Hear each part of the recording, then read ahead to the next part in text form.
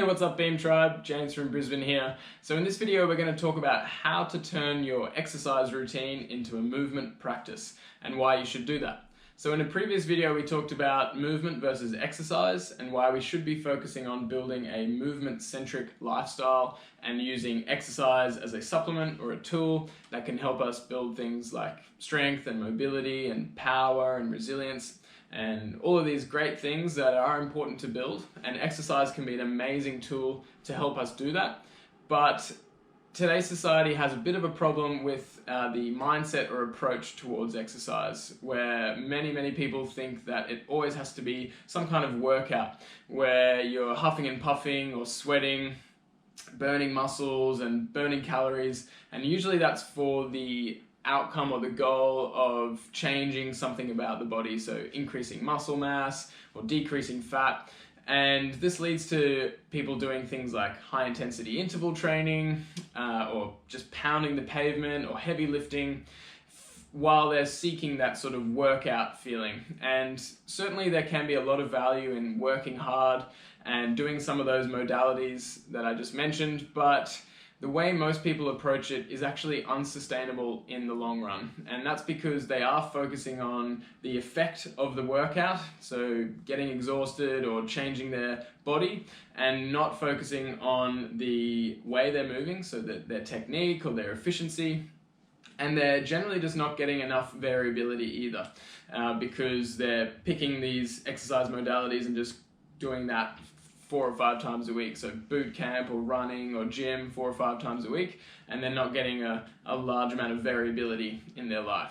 And so that is where developing a movement practice comes in. So I like to think about a movement practice as spending time and energy on learning or improving a skill for the sake of the skill itself. And so some easy examples to give you context there are things like surfing or martial arts.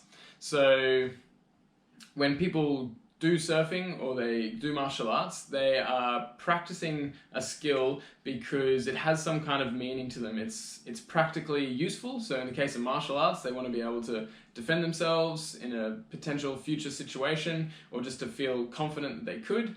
And with surfing, it's just for the pure joy and feelings that they get when they surf. You know, even though these people might be getting a great workout with kicks and punches and wrestling or paddling and jumping up and down off the surfboard, they might be getting an awesome use of their muscles and they might be huffing and puffing, but that isn't the goal. The goal is a purposeful and practical skill that has meaning to them.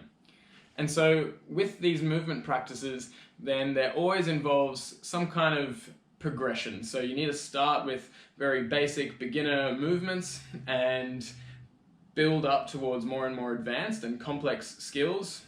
And usually this will involve a lot of failure, which can be really uncomfortable. And also it'll involve guidance of how to go from step by step, and also some feedback along the way. And so the great thing is that you can do pretty much any kind of movement or exercise, even if it is things like running or heavy lifting. It's just about changing your focus and your mindset on those things. So it's, why do I really want to do these things? And 2, it's how do I improve the way I'm doing that? And who can teach me how to improve my technique? And what are some more advanced skills that I can work on? And with pretty much any type of movement, there will be a way to do that. So a couple of key things to think about when building a movement practice is, 1, pick something that you're actually interested in or passionate about, or a skill that you really do want to learn for some reason that is intrinsic to you and not just about changing your body. Start off slow.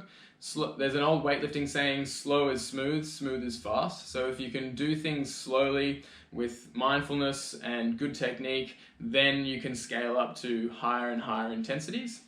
And it's also important to try lots of different skills and learn different skills, because then you've got an array of good, helpful, enjoyable, practical skills that you can draw on in your day-to-day life, but you also get a whole heap of variability, which we know is really important for having a nutritious movement diet.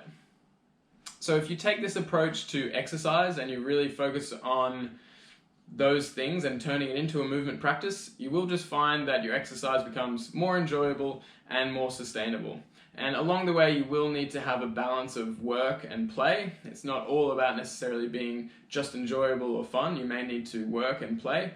And we will talk about that work-play continuum in another video. See you then.